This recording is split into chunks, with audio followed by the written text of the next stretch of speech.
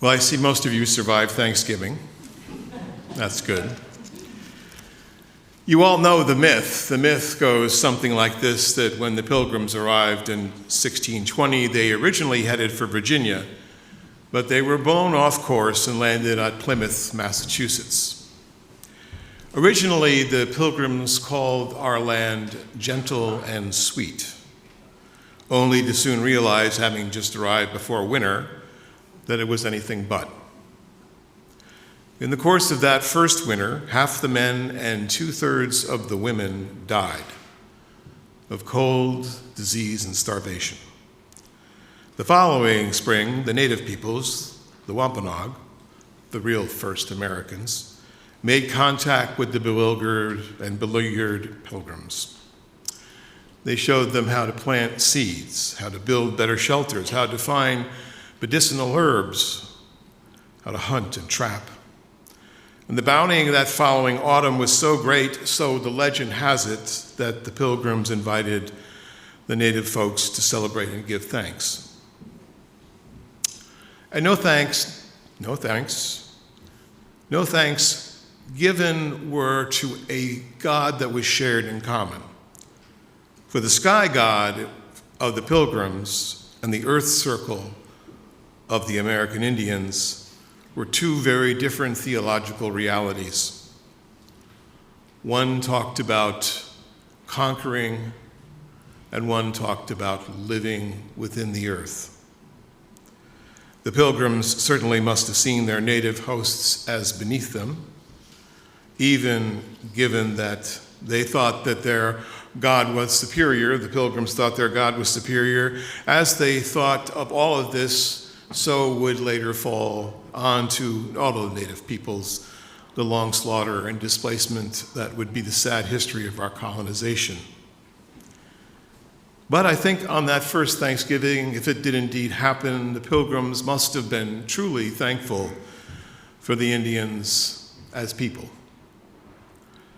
Ever since, I think we have been trying to reenact that meal, although it has taken a different turn through the years. Thanksgiving actually didn't become a holiday until Abraham Lincoln declared it so, not so much for that myth, but for a way to bring a country divided by civil war back together again. But as John Stewart pointed out, if we really wanted to celebrate Thanksgiving the old-fashioned way, we would invite all our neighbors to our house, feed them this incredible feast, do them in, and then take their land. Genocide is as old as time. One people seeing another people as less than human. The Pilgrims who perpetuated that first myth saw the native peoples as without rights because they were without property. Property is what gave a person rights. American Indians did not own the earth. Of course, the earth owned them. And that requirement of property came from the English philosopher John Locke, who very much influenced the Declaration of Independence and Thomas Jefferson. In fact, it was the most important piece of a colonizing people to own what they colonized.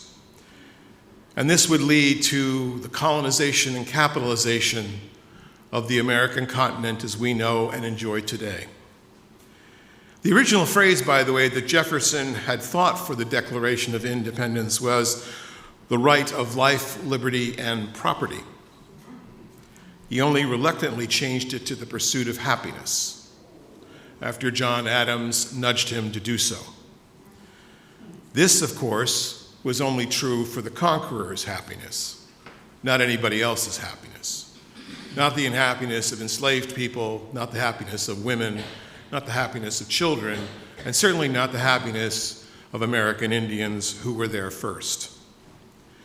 I will say that many years ago, the UUA resolved to acknowledge part of the pain of our Pilgrim forebears, because whether you like it or not, friends, you've shown up here, and Unitarian Universalism comes from a long line of what is known as the dissenting church, which means we actually come from the Puritans.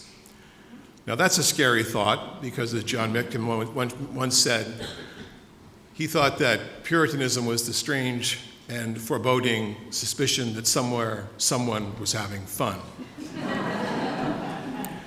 I think we've taken a slight step in the right direction to having fun, but what the UUA said, I think, still holds for us today.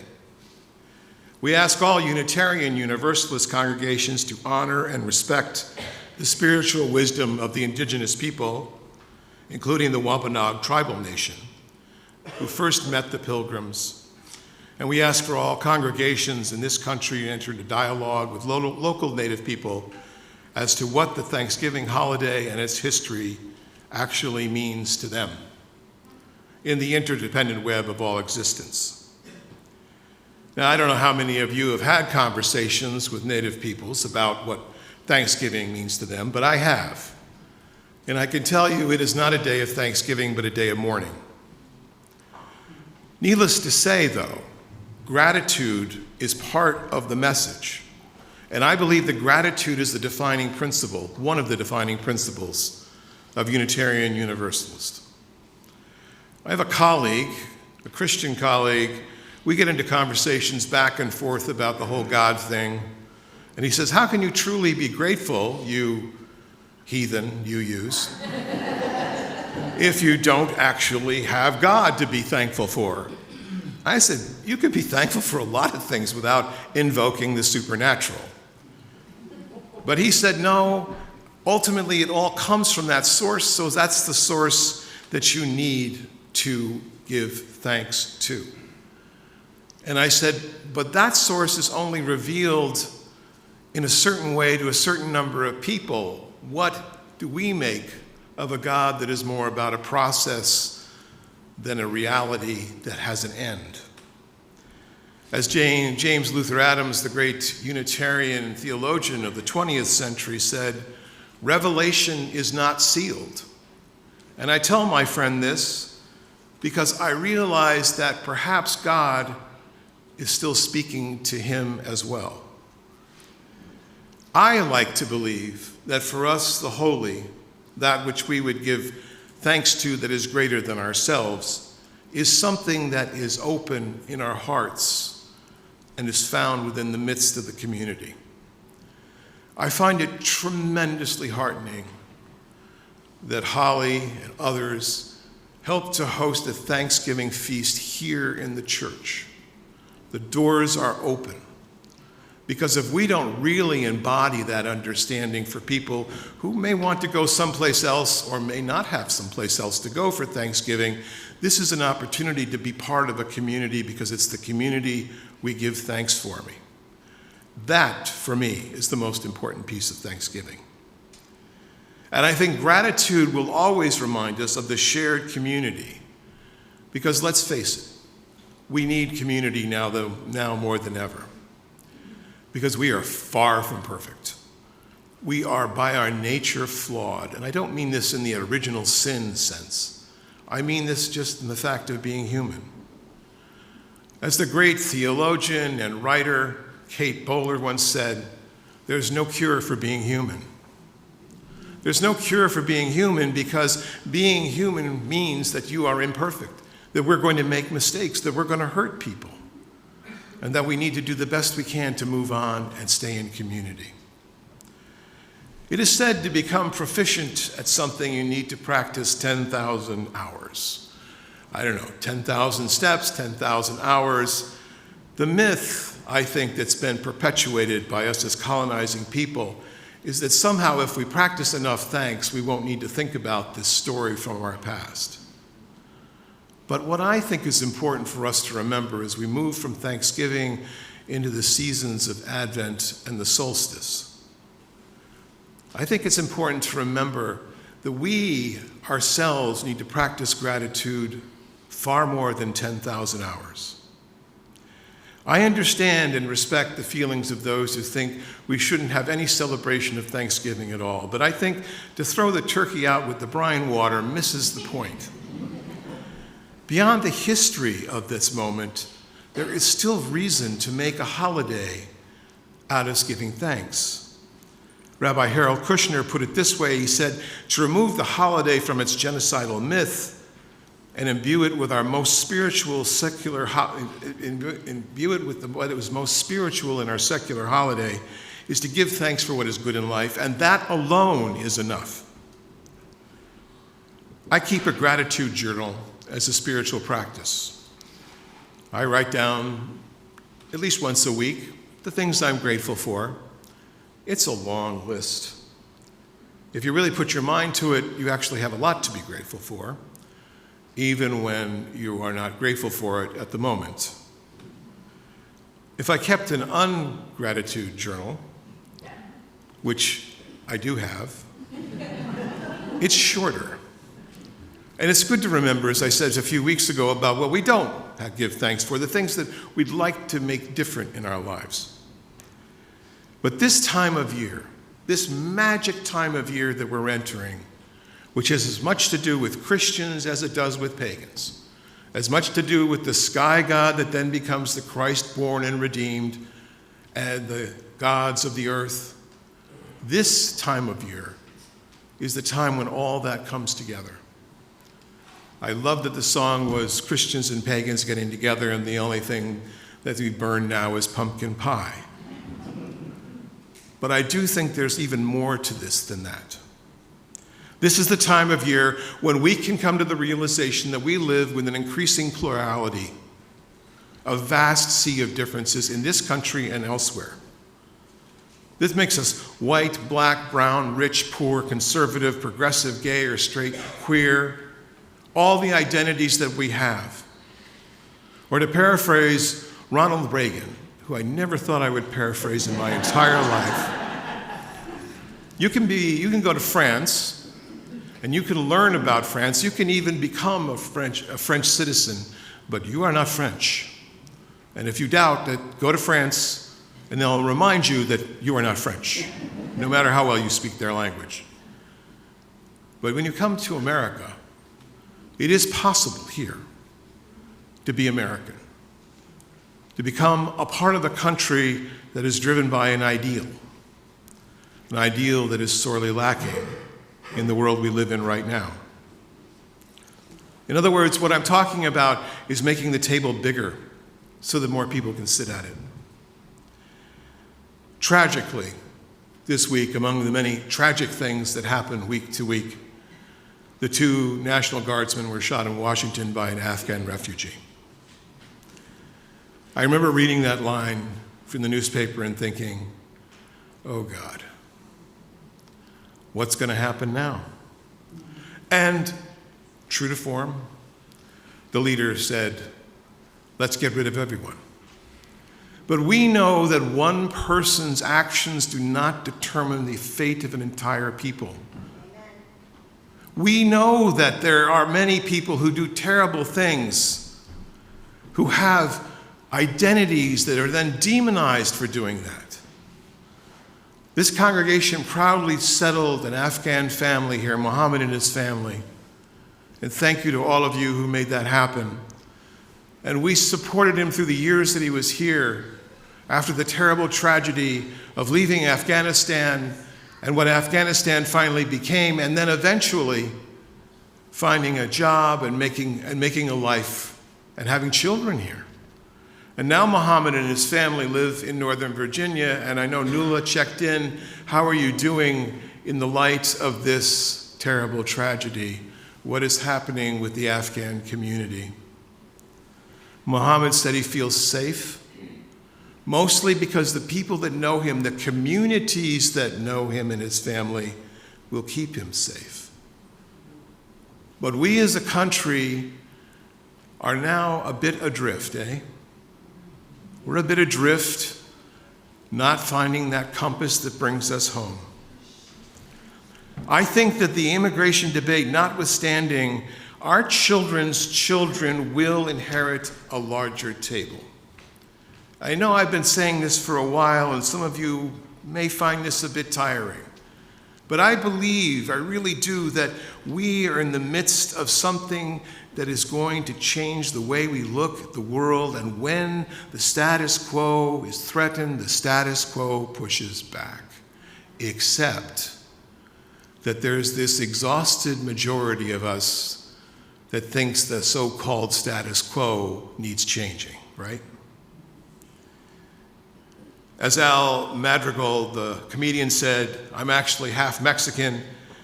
Get used to it, because in 10 years you're going to be related to one."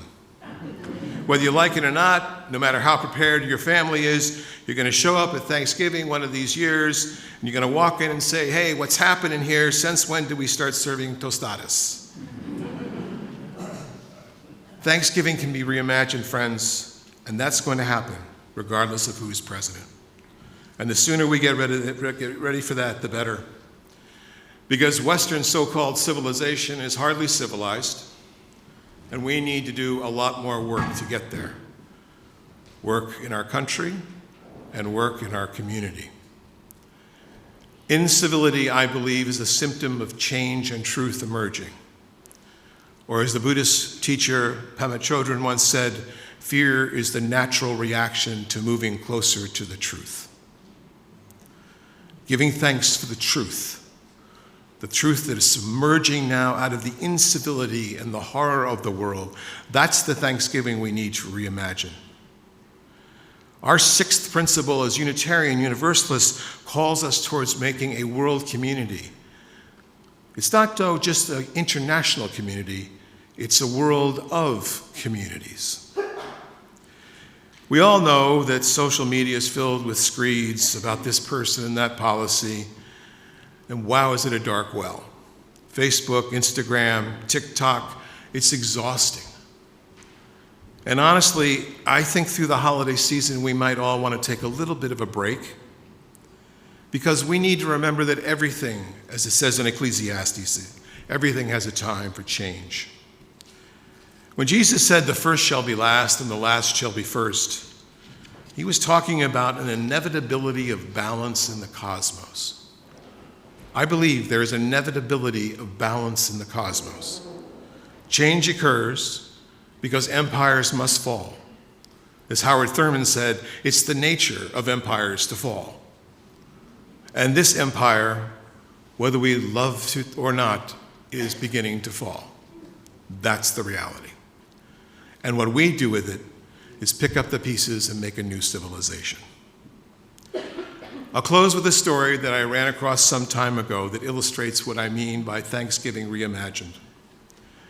For decades, the FARC guerrillas in Colombia waged an on-again, off-again war with the government, fought mostly in the jungle. No one was winning. And over the 20 years of the war, over 250,000 people lost their lives. They were mostly poor villagers. In 2006, the Colombian government hired Mullen Lowe, an advertising agency in Bogota, to design a program that would encourage the rebels to put their guns down and walk out of the forest with amnesty.